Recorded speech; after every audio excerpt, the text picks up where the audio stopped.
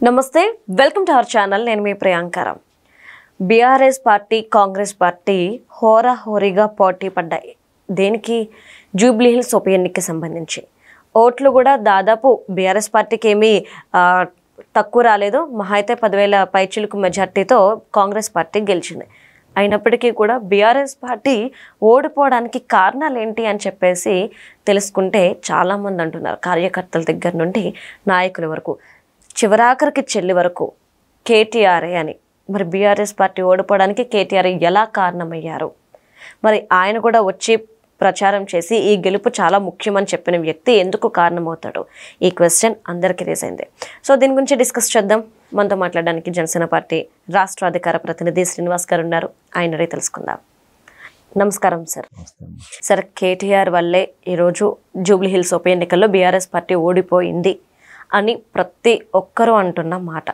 ఆఖరికి చెల్లి కూడా అందే కర్మ హిట్స్ బ్యాక్ అంది ఆ తర్వాత కేటీఆర్ ఆస్తులు సంపాదించుకోవడంలో పెట్టిన ఇంట్రెస్ట్ నువ్వు బలమైన క్యాడర్ని అలానే వీళ్ళని ఎవరైతే ఓటర్స్ ఉంటారో వారిని నీ వైపు తిప్పుకోవడంలో పెంచుకోవడంలో నువ్వు ఎక్కువ ఇంట్రెస్ట్ చూపించలేదు అని కూడా అంది మరి ఈ నేపథ్యంలో ఎందుకు కేటీఆర్ కారణమయ్యారు కేటీఆర్ వల్లే నిజంగా ఈ ఎలక్షన్స్లో ఓడిపోయిందా బీఆర్ఎస్ పార్టీ ఒకటమ్మా జూబ్లీ హిల్స్ ఉప ఎన్నిక బాగంటి గోపీనాథ్ గారు మరణం తర్వాత వచ్చింది కాబట్టి భార్య నిలబెట్టారు మనకి యాక్చువల్గా అయితే సెంటిమెంట్ రాజకీయాలు పనిచేస్తాయి సహజంగా ఇదివరకు ఎలా ఉండేదంటే ఎవరన్నా కుటుంబంలో వ్యక్తి మరణించినప్పుడు కుటుంబంలో వ్యక్తికి టికెట్ ఇస్తే పోటీ పెట్టేవారు కాదు సరే ఇక్కడ ఏదో అనేక రకాల కారణాలు చూపిస్తున్నారు వేరే విషయం ప్రెస్టేజ్ ఇష్యూకి వెళ్ళిపోయింది ఇలాగా బీఆర్ఎస్కి ఏమో ఇప్పుడు చావరేవో అన్నట్టుగా పరిస్థితి వాళ్ళ పార్టీ పరిస్థితి చాలా దారుణంగా ఉన్నటువంటి పరిస్థితి వాళ్ళకి తెలంగాణలో మిగతా జిల్లాలో ఎక్కడా సీట్లు రాకపోయినా హైదరాబాద్ సిటీలో వచ్చినాయి ఉన్న సీట్లు కాంగ్రెస్ పార్టీకి ఏంటి ఇప్పుడు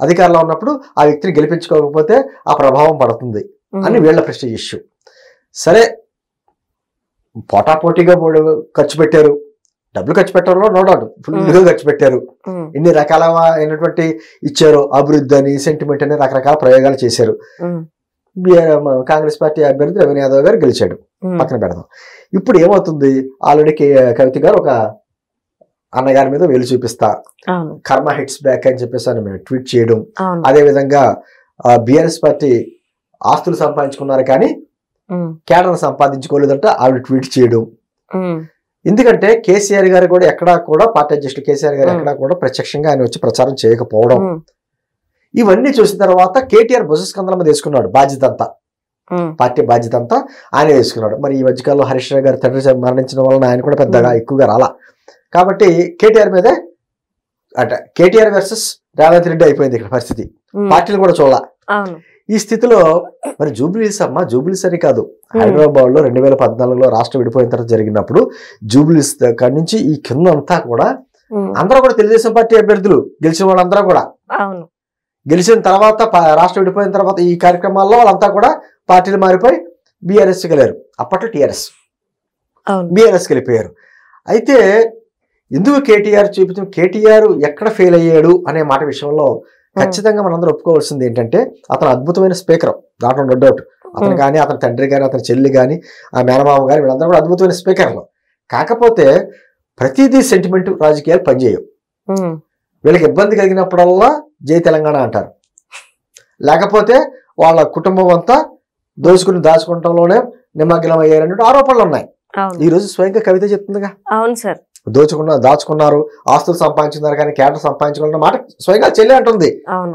తెలంగాణ జాగృతిగా నేను అంటుంది దాంతోపాటు ఏమైపోయిందంటే కేటీఆర్ ఒక అహంకారంతో కొన్ని వ్యాఖ్యలు చేశాడు ఈ రోజున సీమాంధ్ర ఓట్లు చాలా బలమైన ఓటు బ్యాంక్ ఉంది ఇక్కడ అవును సార్ సీమాంధ్ర అంతా కూడా ఇష్టం లేకపోయినా సరే కాంగ్రెస్ పార్టీ సపోర్ట్ చేశారు ఎందుకు సపోర్ట్ అనేక కారణాలు ఉన్నాయి ఇంకా సీమాంధ్ర వ్యక్తుల మీద వీళ్ళ గతంలో మాట్లాడిన మాటలు మామూలు మాటలు కాదు కేసీఆర్ గారితో సహా సీమాంధ్ర ప్రజలు ఆంధ్రప్రదేశ్ ఆంధ్రుడు వాళ్ళని దాచుకున్నారని వీళ్ళ భాష మీద అంటే ఆహార్యం మీద ఆహారం మీద రకరకాలైనటువంటి కామెంట్స్ చాలా కించపరిచారు దేని గురించి ఈ విధమైన సెంటిమెంట్ రగిల్చి తెలంగాణ ఓటు బ్యాంక్ అంతా కన్సాలిడేట్ చేసుకుందాం అనేటువంటి ప్రయత్నాలు చేశారు అది అన్నిసార్లు పనిచేయదు ఇప్పుడు తెలంగాణ ప్రజలు కోరుకునేది ఏంటి?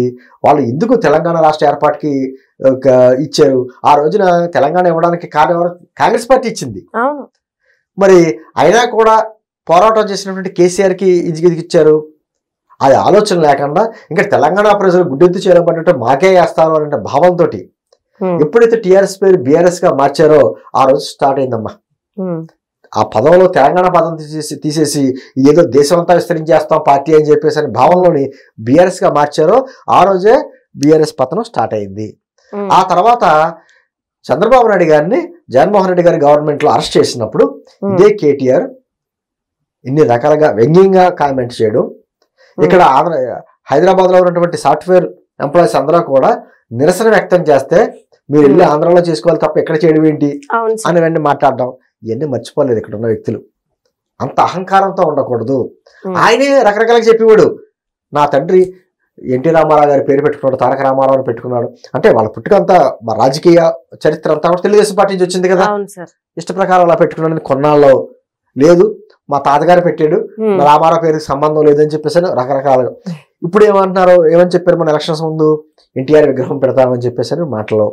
ఇవన్నీ ప్రజలు గమనిస్తూ ఉంటారమ్మా. వీళ్ళు మాటలు ఏ విధంగా మార్చారు, ఆంధ్ర ఓటర్లు ఏ విధంగా కించపరిచారు, ఇవన్నీ వస్తాయి. ఇప్పుడు కర్ణుడు సావుకి 1,00,000 కారణాలు అంటారు చూసారా, ఇవన్నీ తోడైనాయి. ఇప్పుడు ఎంత అహంకారంతో మాట్లాడేది చంద్రబాబు గారు అరెస్ట్ అయినప్పుడు.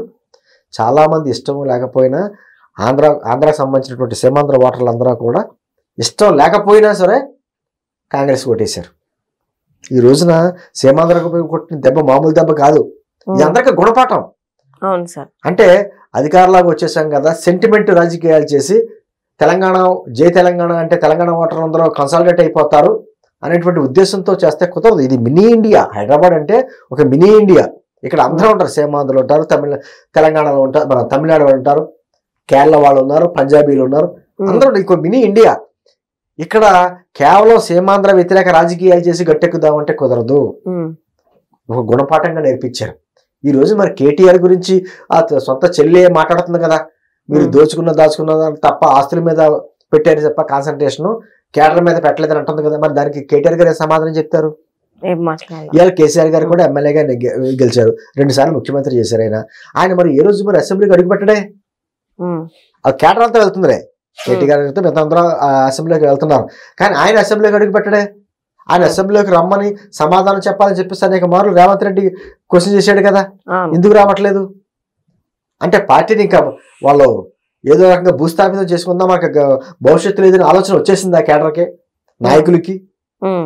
ఇప్పుడు ఖచ్చితంగా ఏమవుతుంది, కేడర్ ఆలోచిస్తుంది. కేడర్ ఉందమ్మా, వాళ్ళకి కేడర్ లేదని నేనేమో అంటలా, కానీ నాయకులు తీసుకున్న తప్పుడు నిర్ణయాలు, నాయకుల్లో ఉన్నటువంటి అహంకారం, నాయకులు చేసిన కార్యక్రమాలు, గత 10 ఏళ్లుగా వాళ్ళు చేసినటువంటి దాచుకున్నటువంటి వ్యవహారాలు, హైదరాబాద్ చుట్టుపక్కల ఎవరైనా అడుగుతారు ఎటువంటి సెటిల్మెంట్లు జరిగినాయో చాలా మంది తెలుసు, ఎటువంటి పారిశ్రామికవేత్తలు ఏ విధంగా బెదిరించారో అన్నీ తెలుసు. ఇవన్నీ బయటకు వస్తాయి. అంటే మాట్లాడితే బెదిరించేవారు సీమాంధ్రకు సంబంధించినటువంటి పారిశ్రామికవేత్తలు కానీ ఎవరినాయి, మీరు ఇక్కడ ఉంటున్నారు మర్చిపోకండి. మర్చిపోతారా? చూపిస్తారు. ఓటు అనేది బలమైన అస్త్రం ఉంది, మర్చిపోరు.